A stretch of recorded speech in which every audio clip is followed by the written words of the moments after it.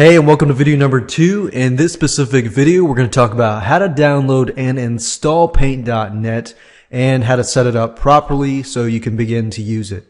So with that said, let's go ahead and get started. To get to the site, you want to go to Google and type in Paint.net, which is located, the site is located at getpaint.net. So I'm going to go here.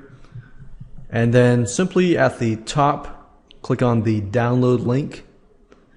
Now, the reason why I wanted to create this video is so that you understand that you can install Paint.net.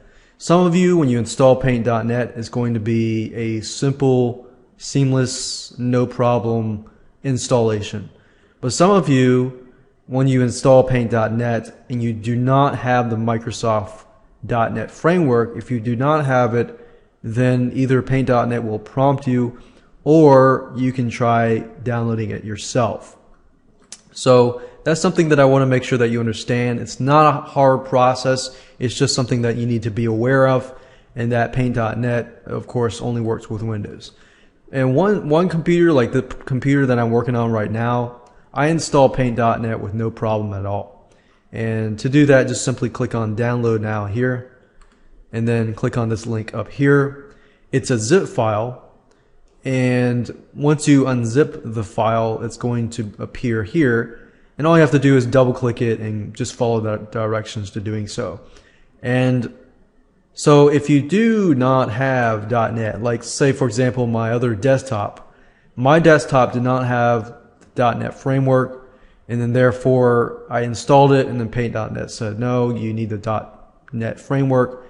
And it's this link here, and it's very easy to install. In fact, it sends you to the download page here. All you have to do is click download, follow the directions to get the .NET framework to get it installed. Once you're done with that, and let's say that you've had success on the installation, and now it's time to open Paint.net. So to access it, you can either find the link or the icon on your desktop and so forth, or you can open, let's say, click on the start button here and then click in the search area, Paint. And if you successfully installed it, then you'll see Paint.net right here.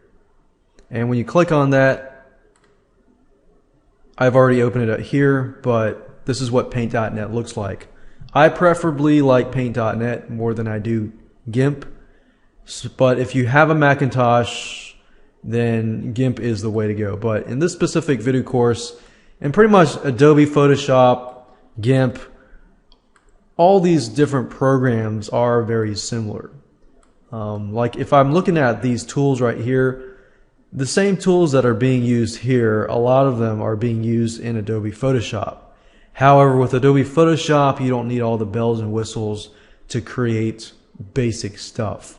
So this is what Paint.net looks like, and in the next video I'm going to go give you a deeper course and a deeper dive through exactly on all the features, all the tools, and at least the fundamental tools that you're going to need.